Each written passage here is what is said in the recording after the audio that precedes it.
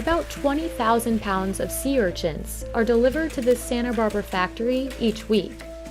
But it's not until you crack open the spiky shells that you see what makes sea urchins so valuable: the gonads. Just one 200-gram tray of urchin gonads like this can cost $100, and some in Japan can sell for over 5 times that. Sea urchins are one of the few seafoods still hand-harvested by divers today, and in recent years, masses of them have taken over the seabeds of California. So why are there so many urchins? And how, despite this seemingly huge supply, are they still so expensive? Sea urchin, or uni, is a prized delicacy in several parts of the world. Today, the yellow-orange gonads are often served in sushi, and even right out of the shell.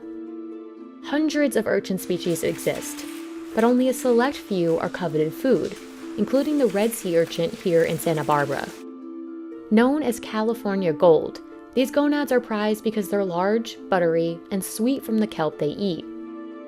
To find gonads like this, divers need to collect individual sea urchins by hand.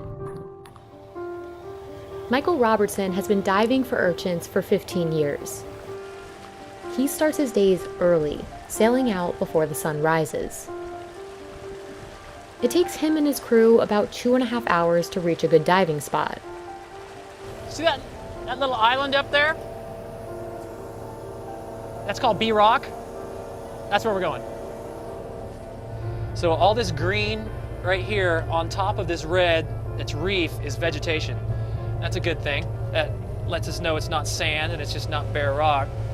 If there's vegetation, maybe there's urchins. Michael looks for abundant kelp forests to help him decide where to dive. More kelp typically means better quality urchins.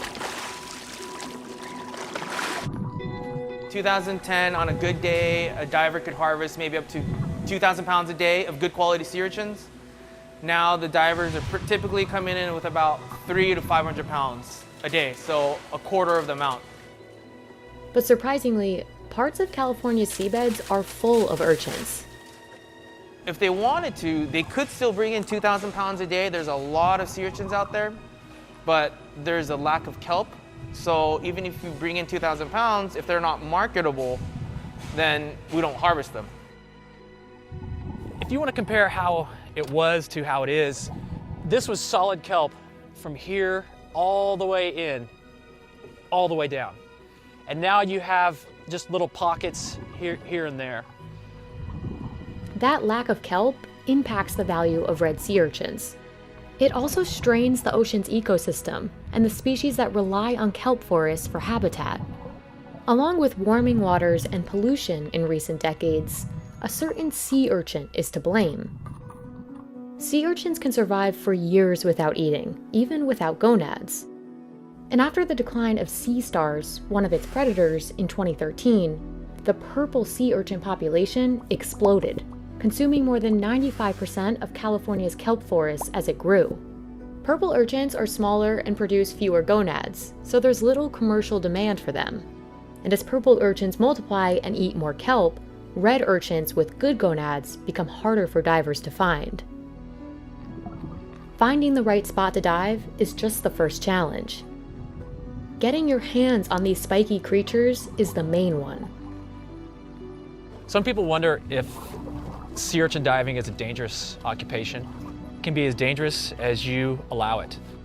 If you don't keep really tight tabs on your gear and the mechanics of your boat, it could easily kill you.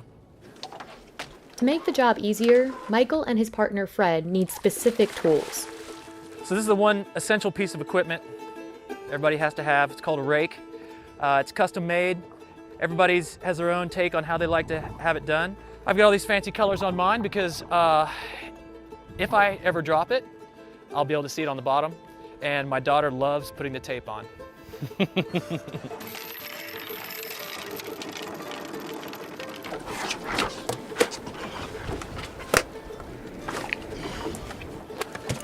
Once they're suited up, Michael and Fred head to the bottom and begin collecting urchins one by one. All right. Even with the proper gear, a good dive is never a guarantee.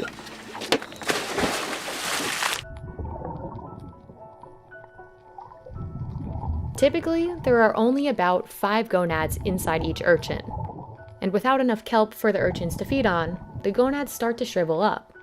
In some cases, an urchin will be totally empty inside. We do crack urchins on the bottom so that we can see what we're picking, if there's enough product inside, and what the color's like inside. To make things more challenging, Michael can only harvest urchins at least 3 1/4 inches in size. You can't just go out and pick empty urchins. So there's a lot more empty urchins than there is beautiful, packed urchins that you want to sell. Depending on what they're eating, depends on the grade of the urchins. We got lucky on that one. Oh, right on. Sounds good. Okay, cool, man. See you on the inside there. Roger that. After a 12-hour day to the islands and back, Michael returns with 750 to 900 pounds of urchins. The shelf life of fresh urchins is short, so they need to be delivered to processors that same night. By 4 a.m., Gene Damachi's team is already cracking and cleaning each one by hand. And today we probably have about 10,000 sea urchins to go through. The gonads are extremely fragile, and they only stay fresh for about a week. Workers crack each urchin down the middle to avoid breaking any of the gonads inside. Then it's time for one of the most crucial parts of this process: cleaning the gonads. This stage requires sharp attention to detail. If workers don't totally remove the intestines inside the urchin, the gonads degrade faster. And if any of the gonads rip during this process, they immediately drop in value. If the gonad breaks, then it drops a grade or 2. And when it goes from an A++ grade and we have to drop it down to B grade, the value is maybe about a quarter of what it could have been. Workers then sort the gonads by color, making sure each tray has a uniform shade of yellow or orange. After they've packed each wooden tray, they use tweezers to inspect each gonad again and gently remove any remaining kelp, shells, or spines. The most valuable gonads make up the A++ grade. Gene sells a 200-gram premium tray like this for $100. These uni are bright yellow or orange and come only from the sweeter male urchins. They're primarily sent to restaurants. But Gene doesn't come by this quality of gonad often. He typically only finds 1 premium gonad out of every 100 urchins. Sea urchin gonads weren't always valuable food in the US, particularly in the 70s, just before Gene's father opened Tradewind. The government used to ask the divers, the local divers, to smash them, kill them at the time, until a Japanese person came along and said, no, this is actually a delicacy in Japan. And after many trials and errors, we also found out that Santa Barbara sea urchin is actually really, really good, like one of the best in the world. Santa Barbara urchin was traditionally shipped to Japan until economic collapse stalled things in the mid-90s. Fortunately for Gene's family and other US producers, a sushi boom took off in the US around the same time.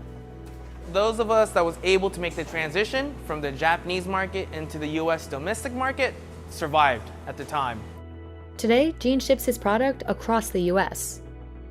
Uni is one of the few seafood out there that they really haven't perfected farming yet. Until somebody figures that out, uni is probably going to be a limited, highly sought after item. This ultimately raises the price of rare premium gonads.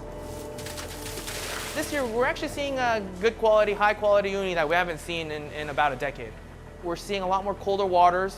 We're starting to see kelp grow back where it hasn't grown back in the last 10 years. After a difficult decade, things might be looking up for red sea urchins and the kelp they depend on.